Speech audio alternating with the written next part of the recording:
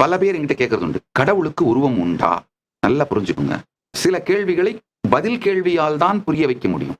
யாராவது கடவுளுக்கு உருவம் உண்டான்னு என்கிட்ட கேட்டாங்கன்னா, நான் கேட்கிற உடனே என்ன கேட்பேன்னா, உங்களுக்கு உருவம் இருக்கா? நேச்சுரலா அவங்க என்ன சொல்லுவாங்க? இருக்கே, இதோ இருக்கே. அவங்களுடைய உடம்ப காட்டி எனக்கு உருவம் இருக்கே அப்படிம்பாங்க.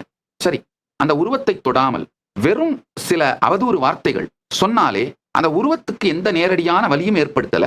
ஜஸ்ட் ஒரு அவதூறு வார்த்தைகளை சொன்னாலே உங்களுக்கு வலிக்குதே. ஏன்? இந்த உருவம் தான் நீங்கன்னா, இந்த உருவத்தை தாண்டியும் நீங்கள் இருக்கின்றீர்கள். நீங்கள் பல பரிணாமங்களாக, பல பரிமாணங்களோடு, நல்லா புரிஞ்சுக்கங்க, பல பரிணாமங்களாக, பல பரிமாணங்களோடு நீங்கள் இருக்கின்றீர்கள். அதே மாதிரிதான் கடவுளும் வடிவத்தோடும் இருப்பார், வடிவம் கடந்த வடிவத்தோடும் இருப்பார், உருவமில்லாத உருவமாகவும் இருப்பார், உருவம் கடந்த அருவநிலையாகவும் இருப்பார்.